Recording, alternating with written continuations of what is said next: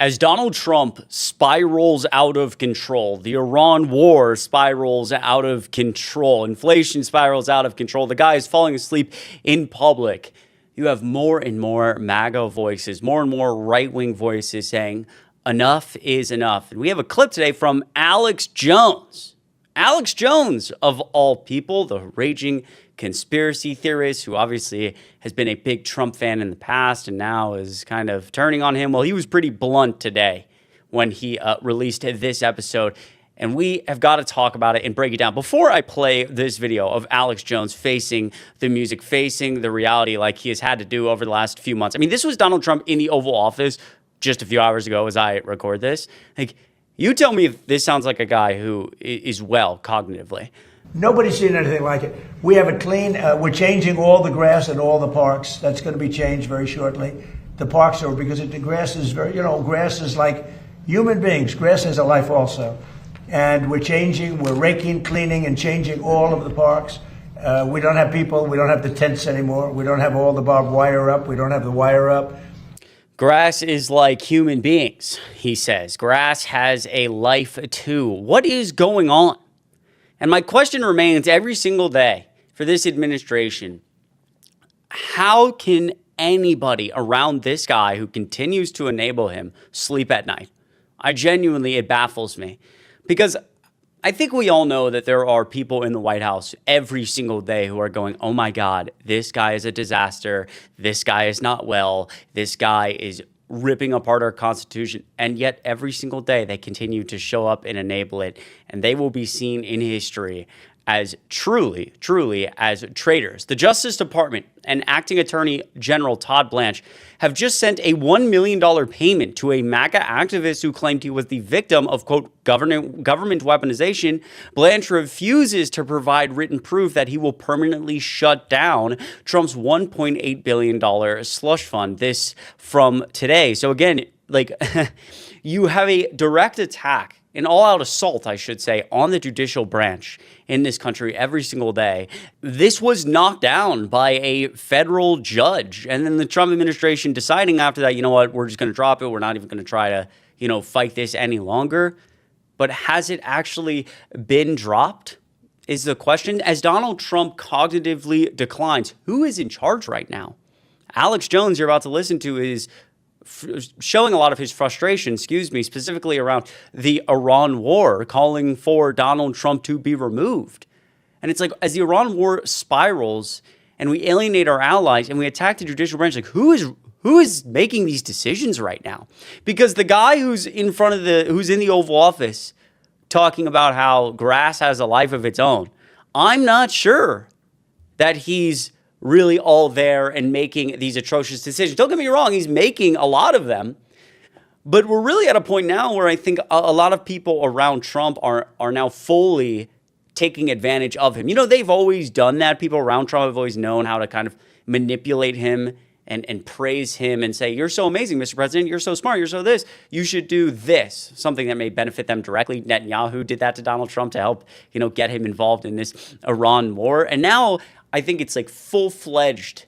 Every staffer in the White House is essentially just has their own policy directives and is trying to get a hold of Donald Trump and kind of manipulate him to do whatever I guess is best for them in their minds. Before we go to the Alex Jones clip, one more clip here. Again, these are the type of people we're dealing with. Today on Capitol Hill, Epstein survivors being asked about Todd Blanche.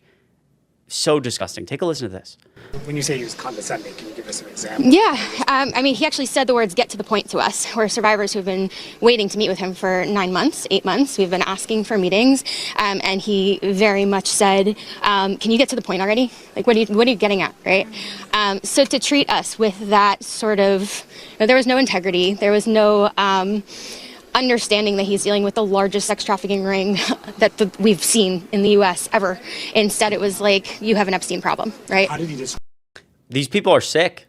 They're sick. And again, it's why this support is falling apart. And it really started a lot with the Epstein files. And we all know they're still covering up. Todd Blanche still covering it up, helping Donald Trump, looking down with such disdain at the survivors who have shown so much courage. It's impossible, actually, to even imagine what they've been through, and it's so inspiring that they keep fighting every single day.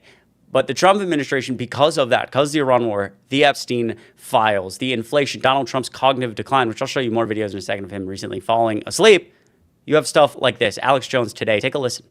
The big issue is how to stop Trump.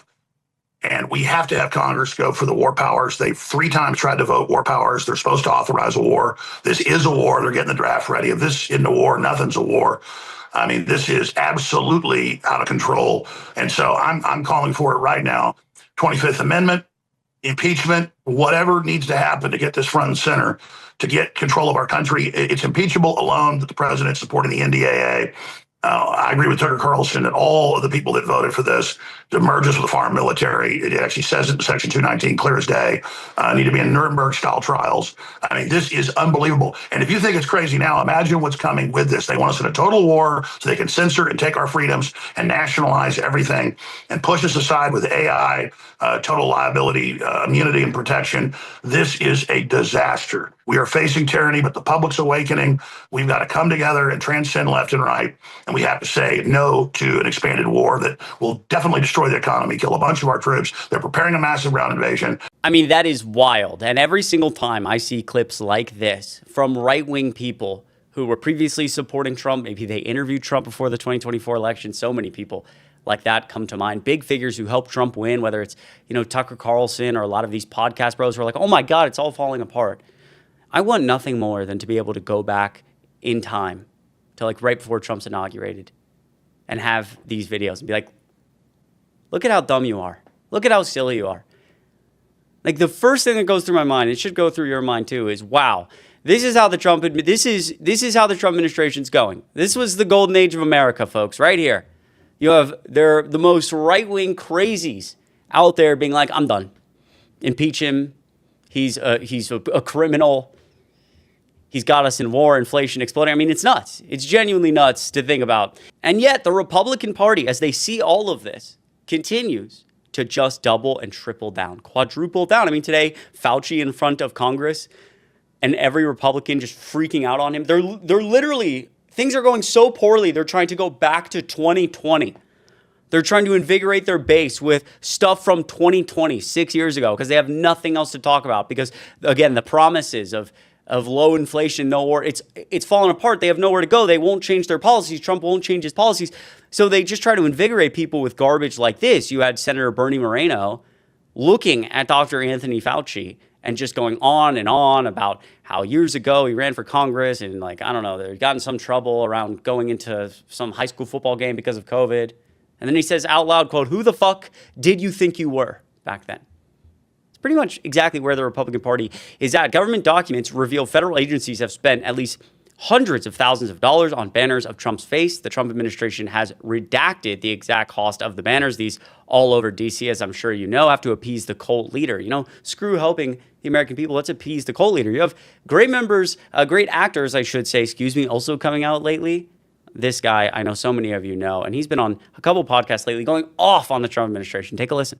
So much right now just thinking about that because it's also like up to these people to like want to create change in the world, right? Yeah. I can let go of the resentment. And then what does that do for the world? It allows these predatory fuckers to like just continue. Look at the politics that we deal with right now. Like the White House is in ruins. A fucking UFC cage on the lawn. And like, you just do it. You just fucking do it. And nobody says anything. And no consequences. Nobody asked. It wasn't done legally. There's no plan in place. Now you're asking for money to create society. It's like, what are we doing? And there's no consequences. And so I'm just supposed to let go of my resentment that this fucking guy is just raping the world that he lives in for whatever gain he personally can have. And I'm supposed to let that go. And then what? It fucking still exists. Yeah. So no, I'm not going to let it go. I fucking hate it. Yeah. I hate that shit still lives in the world, unabated, unchecked, unresolved, uncleansed. I love the energy. I love the energy. This is how every U.S. citizen should be talking. Excuse my language here, but like, what the fuck is what every single person should be saying every day they wake up to this administration. I mean, this is 3 minutes and 34 seconds long, so I'm just going to hit play. But this is essentially a compilation of Donald Trump falling asleep in public recently. This at Lindsey Graham's funeral, dead asleep. This, look at that. Dead asleep. NATO. And it goes on and on. You guys have seen so many of these clips. Next to Pete Hegseth, asleep. Oval Office, asleep. I mean, this is asleep next to Marco Rubio. I, for a second, forgot about this clip. Because the whirlwind of shit, excuse my language, we get from this administration every day is insane that people don't even want to talk about the fact that the guy's sleeping all the time. In the middle of the Oval Office, in the middle of meetings, at NATO. I mean, that is like asleep. His mouth is drooping asleep. Unbelievable. Also, lastly, if you made it this far, let me know in the comments down below by telling me what was going on here. This also at Lindsey Graham's funeral, this going really viral. And I don't know. I don't know what the answer is. You can tell me.